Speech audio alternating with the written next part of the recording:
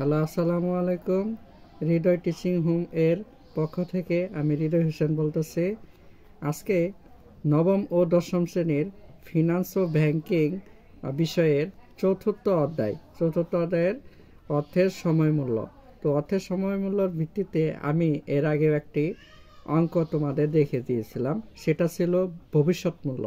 আজকে আমরা শিখব বর্তমান মূল্য। আর আগের অঙ্কে আমরা ভবিষ্যৎ মূল্য কীভাবে বের করতে হয় সেই সূত্র অনুযায়ী আমরা সহজে অঙ্কগুলো ভিডিওর মাধ্যমে দেখিয়ে দিয়েছিলাম। তো আজকে বর্তমান মূল্যের অঙ্কটা কীভাবে করা যায় সেটা আমরা করব। তো চলো ভিডিও শুরু করা যাক। তো এখানে দেখো দেওয়া আছে যে 10% চক্রবৃদ্ধি সুদে ত্রৈমাসিক হারে 5 বছর পর 80,000 টাকা পাওয়ার আশায় কিছু টাকা তুমি ব্যাংকে জমা রাখলে বর্তমান মূল্য কত হবে। বলেই দিচ্ছে বর্তমান মূল্য কত হবে, তোমার জন্য সহজ হয়ে গেল। আর যদি বর্তমান মূল্য কথা না থাকতো তার মানে বুঝবা যে এখানে লেখা আছে কিছু টাকা পাওয়ার আশায়। কিছু টাকা পাওয়ার আশায় মানে কি,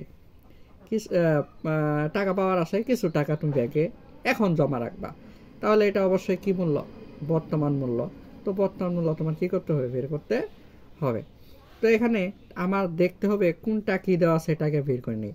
আমি বলে দিয়েছিলাম যে যেটা পার্সেন্টেজ দেওয়া আছে এটা হচ্ছে সুদের হার, আই। আর এখানে সুদের হার চক্রবৃদ্ধি বলে দিচ্ছে, চক্রবৃদ্ধি ত্রৈমাসিক, তার মানে কি এটা এম, ঠিক আছে এম। আর সুদের হার 5 বছর যেটা এটা হচ্ছে কি এন, এটা এন। আর এখানে 5 বছর পর 80,000 টাকা পাওয়া যাবে, 5 বছর পরে পাবো, মানে এটা কি ভবিষ্যৎ মূল্য। এখানে ভবিষ্যৎ মূল্য কি এফবি। কিছু টাকা পাওয়ার আশা এটা নাই, এটা হচ্ছে কি পিবি। এটা মানে পিবি মানে বর্তমান মূল্য বের করতে বলছে। তো চলো এখান থেকে আমরা কি কি টপিকগুলো পেলাম ওইগুলো আমরা কি করে নিব, লিখে নিব। আগে লাগবে এখানে আমরা 10% পাইছি। 10%-এর বললাম যে সুদের হারকে আই দ্বারা প্রকাশ করা হয়, আই সমান 10%। 10%-এ যদি আমরা ক্যালকুলেটর করি 0.1, এটা আমি লিখে নিলাম। তারপরে বলছে যে ত্রৈমাসিক হার, তাহলে কি চক্রবৃদ্ধির সংখ্যা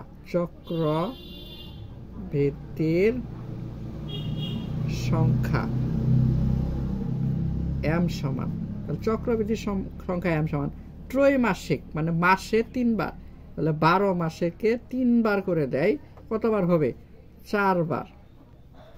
ত্রৈমাসিক মানে মাসে, 1 বছরে 12 মাস, 12 মাসে ত্রৈমাসিক মানে 3, তাহলে 3 দ্বারা ভাগ করলাম, কয়বার হলো 4 বার। আর এখানে বছর দেওয়া আছে কি, বছর মানে কি সময় এন সমান 5 বছর। আর এখানে 80,000 টাকা হচ্ছে কি এফবি মানে ভবিষ্যৎ মূল্য, এফবি সমান 80,000 টাকা। তো আমার বের করতে বলছে, আমি কি বললাম যে বর্তমান মূল্যটা নাই, বর্তমান মূল্য কি পিবি সমান প্রশ্নবোধক চিহ্ন। তো বর্তমান মূল্য সূত্রটা কি করতে হবে, ফেলাইতে হবে। তাহলে আমরা জানি, তোমরা কি জানো যে পিবি সমান সূত্র হচ্ছে কি এফবি ডিভাইডেড 1 প্লাস আই পাওয়ার কি এন। যেহেতু চক্রবৃদ্ধির অঙ্ক এই জন্য আইকে কি করা লাগে, এম দ্বারা ভাগ, এনকে এম দ্বারা গুণ, আইকে এম দ্বারা ভাগ, এনকে এম দ্বারা গুণ। তো এখন আমরা মানগুলো বসাই দিব। এফবির মান হচ্ছে 80,000, 1 প্লাস আয়ের মান আমরা বাইর করছি 0.1, আর এম এর মান হচ্ছে 4, উপরে হচ্ছে এন এর মান কত 5 গুণ আর এর মান হচ্ছে 4।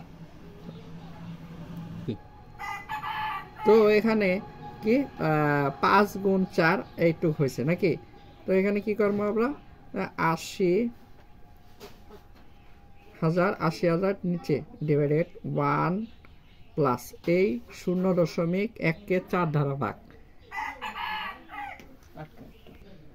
তো 0.1কে ভাগ 4 দ্বারা ভাগ করি, ভাগ করলে নামে হচ্ছে 0.025। বাংলায় লিখতে হবে 5 আর উপরে 4 5 করি, তো আমরা ওই পাশে তো সমান সমান এখানে ছিল কি যে উপরে 80,000 আর এক ধারা কি করতে হবে, ওই মানকে এক ধারা যোগ করতে হবে, তার যোগ 1 ধারা যোগ করছি, যোগ করলে 1.025 পাওয়ার হচ্ছে 20। ঠিক আছে, তো এখানে 80,000 যে মানটা পাইছি ওই মানকে কি করতে হবে, পাওয়ার 20 করতে হবে, পাওয়ার 20 করে নিচ্ছি আমি ক্যালকুলেটরে। এই মানটা নামছে 1.638861, মানে 3 4টা 5টা তুমি মানে তোমার মন মতো নিয়ে নিবা, সমস্যা নাই, নিলে হয়েছে। তো যা নামছে এইগুলারে 80,000 কি করতে হবে, ভাগ করতে হবে।